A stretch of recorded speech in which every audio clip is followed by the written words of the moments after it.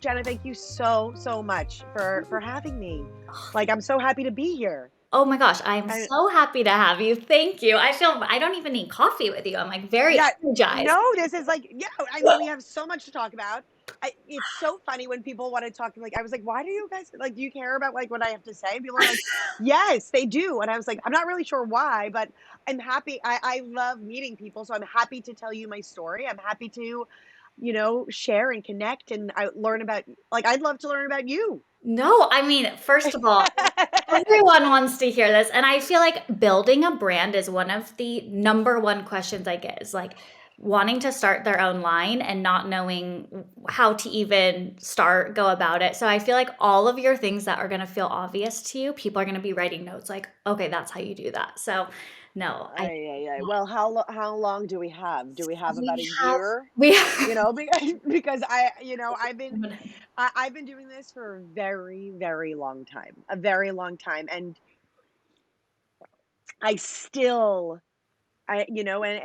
people always ask you like, when do you feel as though that you've achieved success? And I feel as though that I have achieved success and so grateful for my family, my friends, the life that I live, being able to do what I love and with my family. But there's always been this unspoken, I guess, void in Therese and the company where you're always wanting, more. There's more that I feel as though the brand deserves, and it's not, from this monetary or financial space. That's just usually a question that I get, and it's a question that I ask myself every single day. And so, I always think when my mother was alive, she's like, "I feel it. You're right there. You're right there." And I don't know what that means. I still don't know what that means, but I promise you, Jenna, when I'm there, I'll let you know what that Oh my means. gosh. I don't know if anyone ever feels that they're there. Like, Right. but okay, so you started in officially 2008, correct? What's like I the mean, official date? yes, I officially started in 2008. If you were to ask, our PR team or different, like they're like, well, in 2012 is when you started, the clothing portion of the business that people are more like most understand now. But in 2008, it was a year and a half, I guess, after I graduated college. I was living home with my parents on Long Island in Atlantic Beach. Um, and I officially started it out of my parents' basement right before the recession in 2008. It was a perfect time to quit your job and start a company. But yes, that Perfect. is when I started in 2008, and it was a handbag company, a leather handbag company called Zara Terez, with really fun interiors. And That's were your parents like, you are crazy, go get a job, or were they super supportive of this? so. Um, Listen, I can sit and talk forever, so don't worry about it. So I can tell you. So it's very intertwined. Um, at that time in my life, I needed to do something. So I grew up in a really loving home. My father actually, do you know what the term garmento is? Do you know No. what that means? Okay. So my father is this big, boisterous man, like very supportive, has four daughters. I have three older sisters. It's, this whole thing. So he was and is forever inside a true Garmento. Garmento are the people in the 70s, the 80s, the 90s that ran fashion and manufacturing in New York City. The guys that were slinging merch, making hundreds of thousands of dresses that people were buying. And it's like, who's buying hundreds and thousands? Like, where are those people anymore? Because they don't exist. Like, that doesn't happen anymore. And um, so I grew up around this type of manufacturing business. It wasn't brands, it was about like making product and slinging product. And that the fashion wasn't anything I ever wanted to go into. My mother was she was before I was born, she had a high-end accessory company where she used to like make, I wonder if I have anything right here. Mm, it would be cool if I had something right here. No, I don't.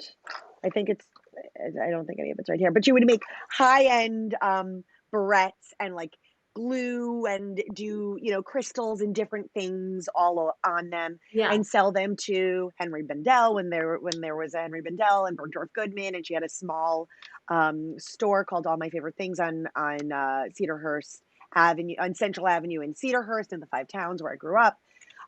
And so she didn't have it, but she was very creative. And so I was always around these entrepreneurs. Um, However, I wanted to be an actress. I wanted to be Jenna. I wanted to be on Broadway. I wanted to sing and dance, and I was a horseback riding, and I just wanted to be. My mother always told me, it's funny, if you were to talk to my friends growing up, like they're like, Zara wanted to be. She was going to be a star on Broadway. Like that's like what I wanted to be. You are a star. And right, that's what I wanted to be. And like, I loved fashion. I loved clothing. I loved always putting together things in color, but that's like not what I wanted to do.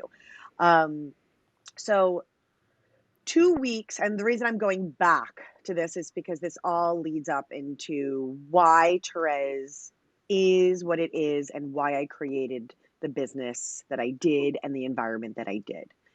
So 2 weeks before my freshman year of college, um, I was going to go to school for, as I was going to say, for acting. And, I didn't get into the school I wanted, but my boyfriend passed away. My high school boyfriend passed away. Oh, wow. He passed away trying to save his friend in summer camp. So he was a counselor at that point, from drowning. And he drowned, and then two of his friends jumped in after him, and all four of them drowned. Oh my God. I was 17 years old. I'd never experienced anything like that. I had supported, I was, my life was turned upside down. I didn't know if I was going to go to college. I didn't know what I was going to do. I wasn't sure. I ended up going to school. I ended up having unbelievable friends and finding the most incredible support system ever between my family, my friends, my new friends. Um, but I was always looking for something. My entire outlook on life had changed. Mm. I was always, a very kind and grateful person, but I now knew that our time on this earth could change like that. And I Yes. learned at a very, very young age. Um, I ended up, I had a boyfriend later in college as well, who ended up passing away after college. What? So I am one of those people who lightning strikes twice and continues to happen, and things happen. Um, so when I graduated college, and my boyfriend at the time he hadn't passed away yet, but there was a lot of hard things going on. And I during college, I'd interned for Coach handbags. I had interned for a private jet company called Marquis Jet. I had thought in my head that I wanted to go into marketing because I was like, I didn't have the heart to do Broadway and acting anymore. I didn't, and I wanted to start learning about people. And I learned about American culture. And I thought if I could learn about us as people, I could figure out how to market. I didn't know, I didn't know. I was trying to find happiness, honestly. That's what I was trying to look for. And trying to find that innocent self again, which you're never going to find again. Once you don't go back, and that's okay. So to come full circle, after college, I started working for Marquis Jet, who I had interned for their subsidiary company, which was a marketing firm where we would do marketing for all of their clients that flew with them. So I did projects for Tom Brady and Muhammad Ali and the Jonas Brothers at the time, and it was really cool. And I was living home with my parents, and I said, I really want to create something. I really want to create a world, where I can feel happy and good, and in turn, other people can too.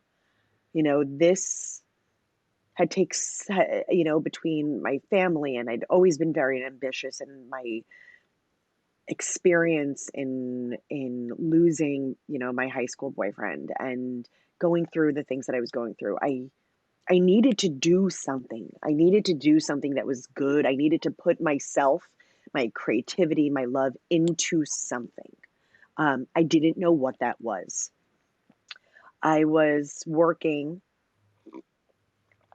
for this company, and they sent me on a task to go down to a leather store in the West Village to get leather, like leather, doesn't, what are they called? Like leather sheets for model planes to go on for vitrines in a hotel. Mhm. And it was called Joseph Hanna. And there was, and I'm sitting there, I'm looking around, and I'm like, oh, and I'm like, I'm out of college right now. I'm trying to save money. I like handbags, and I like to spend money on fancy things. But I had like learned recently that Louis Vuitton was like made of plastic, and I thought like that was really silly. Um, and like I didn't want to do anything like that. So I saw a sign, and the sign said, um, "You can customize your own leather handbag." And I was like, "Huh, what does that mean?" I was like, "So if I draw a picture for you, will you make it?" And the gentleman, he had a very thick Middle Eastern accent, and he's like, "Yeah, like what do you think? Yeah, that he's like, look, who is this silly 22-year-old, girl? I was 22. Who is this young girl? She has no idea what she's doing. Like, what am I? Let me try and take advantage." And so I was like, "Huh, okay. Could you make a 100 of them?" He's like thinking, I see it in his face. He's like, he goes and gets his brother in the back of his girl, they're talking to each other. She's like, wants to make 100. And they're talking, they're like, yeah, yeah, yeah, yeah. We can make 100 of them. Okay. I was like, okay, great. I was like, can you make 1,000 of them? And they're like, sure, whatever you want. Sure, sure, sure, sure, sure. So I have this epiphany, and I'm doing brands for all these other things. And I'm like, I knew I wanted to do something. And I go home to my parents because I'm living at home. And I know this is very long winded, I but this love is this, but this is like the meat of it, of how this all started. And I said, I'm going to start a leather handbag company. My dad at this point was no longer manufacturing in New York because that manufacturing, there were no more Garmentos really anymore. Things started going overseas to China, and, his company closed. A lot of companies had closed. it. And I said, so I thought my mission was, I'm going to bring back the garment center. I'm going to bring things back to New York. I'm going to make handbags. I'm going to make, they're going to be fun. They're going to be fun inside. I'm going to do all these different things. And I'm going to, I'm going to do it. And my dad goes, absolutely not. You're not getting into this business. You're not doing it. And my mother goes, you're 22. Now is the time. And you're going to do it. Nonetheless, my father just was trying to protect me. And now, how many years later, I understand why, Yes. Yeah. almost 15 years later. But they were the most supportive parents. So Mm. I ended up quitting my job and starting Zara Terez handbags out of my parents' basement 2008, in the summer of 2008, right before the recession hit. And then the recession, I had been saving money living at home. So I was using my salary. I had learned how to, sign up for a credit card, which I went through very quickly because that's when you're starting a business and you have no idea what you're doing. I didn't do a business plan, but I was very fortunate to be able to, one, not pay rent, two, have parents that were so utterly and unconditionally supportive and there with me all of the way. And three, have a support system that had some sort of an idea of the business that I wanted to do. Um, but it was all about wanting more. And, throughout my journey and throughout my experience, um, it it really has evolved, and I know now more than anything is that at that time in my life, I was looking to create something, literally anything that could make me happy, and then I thought in turn other people happy as well. Wow. Thank So you. that's just like the first Yeah. beginning of this. Act 1. Yeah, like pre-act. Like 1A. Wow. I mean, first, thank you so much for telling me that. And I'm blown away, like kind of speechless right now that you've been through what you've been through and just how beautiful of a human you are. And your energy is just amazing. And that's such a testament to you Yeah. because it could go either way when you've been through traumatic events like that. You know, Jen, I realized, so one, thank you. But two, it's the reason for Therese and the reason that I've learned, we've all been through it. Mm. And nobody's trauma, nobody, we all have hills and we all have valleys, and nobody's valleys on their way down are harder than somebody else's. It's all relative. And you can sit here and say, like, yes, was mine utterly, traumatic? Yes. But for someone who has not been through that, whatever they have been through, they feel that pain and trauma themselves. And so, what Therese really has become and what it really is a place for us all because we've all been through it in our own way and we're consistently going through it every single day to connect, to come together, and to choose. As you said, you can make a choice. And our choice here is to look at the good parts of life and celebrate them, the small and the very big. I like to celebrate it all. And it's tough. It's tough to make that choice every day. It's tough. It's exhausting, but it's a choice. You can live in the sorrow of woe, trauma, struggles, um, and that's going to impact you every single day. And I know that I'm fortunate in many ways, and I know that I've been through trauma in many ways as well. And I understand that there are a lot of things that are easier for me than other people. And I can sit here and I feel blessed to be able to do that. That I have the privilege to do so and that I am privileged to do so. But we all go through it. Mm-hmm. And something my mother always said, and my mother also passed away when I was pregnant with my son, with my second child. So it's like, and what she used to say, she would say, the wheel goes round and round. Sometimes it's up and sometimes it's down. And it's going to be down, but it will go back up again. And that is Therese. That is what we're here for. That is why we're here. That is why throughout the years between 2008 and 2012, when all of my handbags, none of my things worked, I kind of call it my master's program into starting my, like, into actually starting my business in 2012. I never gave up. I knew that there was something. I knew that there was something bigger than what any of the product that I was creating. And that's what it is. Like, yes, Therese and what we are today, we're known as these vibrant, active, colorful, printed, happy brand.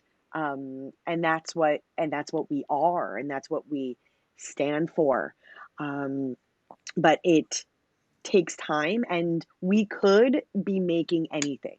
We literally, Therese could be making absolutely anything, from these glitter coasters to purple pens. It doesn't matter because it's not as much about the product as much as we put as much quality and joy into it, but it's about the reason as to why we exist.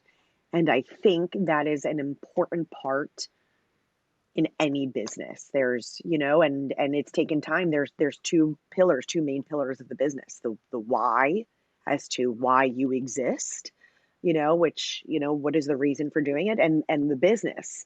And they both need truly solid foundations, and both take a lot of time. Listen, there are people that get lucky, but there's for the majority, it takes a long, long time. Yeah, and truly, truly what you're saying makes so much sense because when you look at your Instagram, Terez's Instagram, you feel that. Like it has this just such a happy feeling and I think you have on your subject something about like celebrating life. And you feel that. Like I was going through looking at the clothes, but I just felt so happy looking at it. So that's such good advice, I think, when you're building a brand. Like the Yeah, essence like, and it takes time. You're going to, this is a very trendy word. You may pivot. You pivot. may, Yep. yeah, you may, very trendy word, but like I pivoted into different things, and that's another story in itself. And I talk about on my personal social. I haven't done it actually in a while, but I call it the Zara Diaries, and I talk about like all of these different instances of my career, and the journey of Terez and the different points that have impacted me, like all of the no's, the reason that changed from handbags to leggings, really, and all of the people that have supported, all people that have challenged me, the obstacles, and I guess this is what we're here talking about today, right, Jenna? Yeah, and you know what? It's really refreshing to hear the prequel because I feel like so many times you see a successful brand and you just assume it was like they were in the right place at the right time. They started, they launched, they grew, they got in retailers, and here they are. And it's like, no, you failed, I'm sure, a million times. You had heartbreak. It's like It's like it's a life story behind it. there's a full life story behind it. It is so hard, and it's there are many times, and my husband, he's a VC. He was an angel investor. He's a VC, and so and he's wonderful at it. And I'm constantly surrounded. And when I was doing my company, constantly surrounded by tons of founders.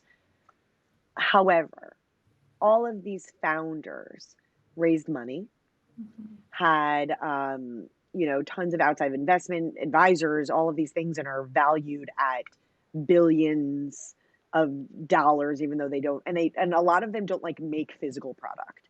And so you sit there, or I sit here, and I'm like, what am I doing wrong? Like, I must be doing something wrong. um and there were years in between, like at this, when there was a lot of brands coming, and a lot of VCs, and a lot of startups, where I thought that I needed to be doing that. I am now at a different point in my journey where I am so happy and comfortable at where we are and who we are, and the only thing that I care about is being a healthy, sustainable, so that our company can sustain, and profitable business, so that my team and our message can stay alive, and reach more people, and we can continue to do the things that we want to do, and expand the community how we want to expand it. Um, that is my only goal now. It is a very different goal, and it makes for a much happier goal. How did you make that switch between what am I doing wrong to knowing exactly what your mission is? Um, I think it's always been there. And a big part of me has been that I never myself, until the past couple of years, believed that as much of myself as I do now.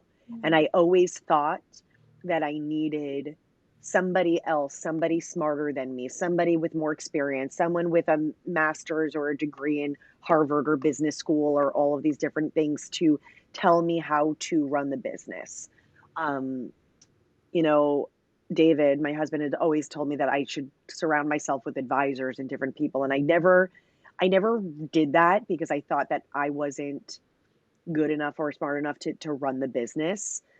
Um, I found myself in a point over the pandemic, so in 2020, where for so many years. So when we went and changed from leather handbags and into um, into clothing, that's when Terez really took off, and that's another story that we can either talk about later or a different time. But let me answer your current question right now. We haven't That Yeah, like it's like this is the podcast is about over.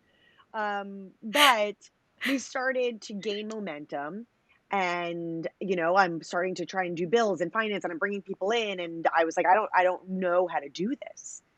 And rather than figuring out how to do it, I had somebody come and help me with the bills, and then they had all of this confidence, and I was like, oh, you know how to do it. Okay, you do that.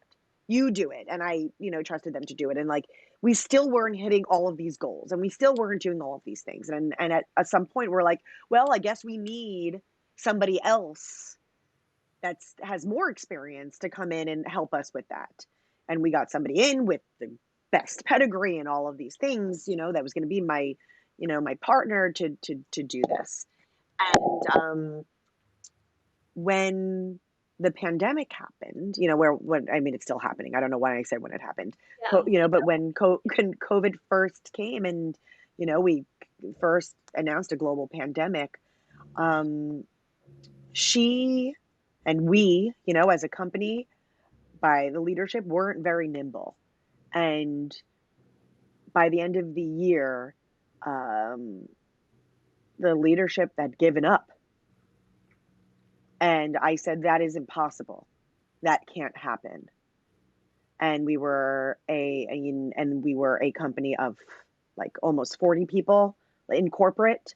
And she brought it, before she had left, she brought it down, and we were at 10.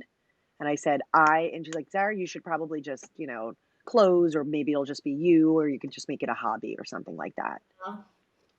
And I wouldn't let that happen. And as my best friend, and who was part of and will always be part of our Terez for forever and ever, had always said, I never take no for an answer. That's like not something that I can live with. And so I guess it was like September, October, November of 2020. I decided that that was not going to be an option.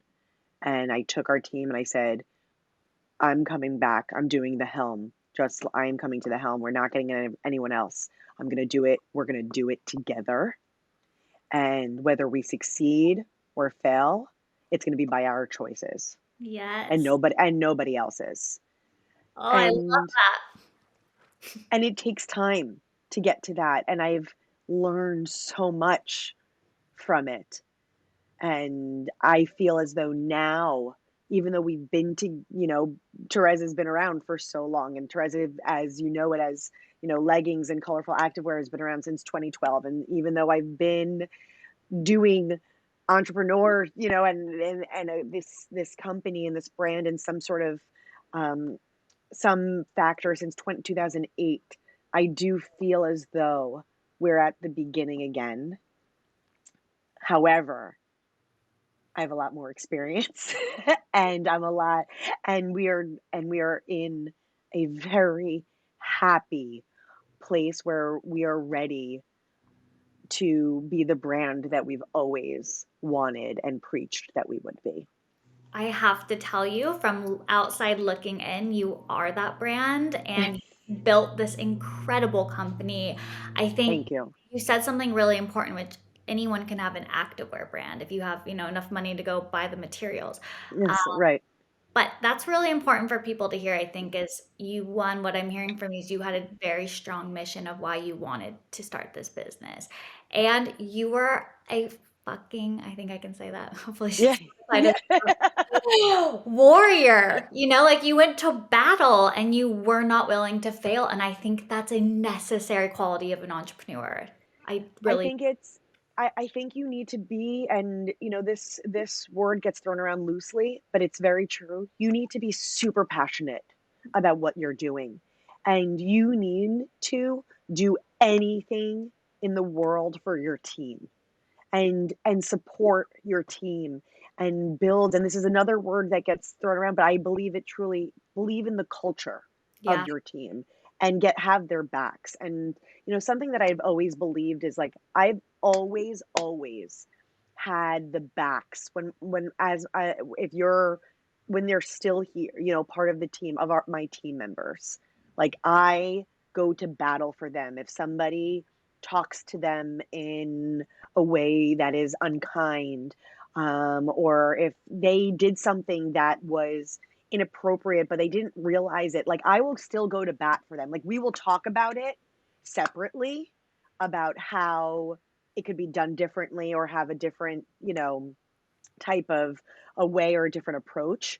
But I will make whatever their challenge is my challenge so that it doesn't look poor upon them.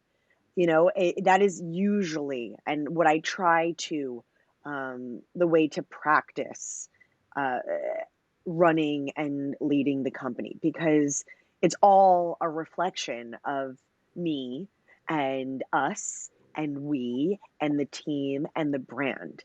And so, as I was re-picking up the pieces, and this has even been, before, because I was always leading the company, the business was something that I never thought that I could do, that I could lead. And I can, and I did, and I will, and I will continue to.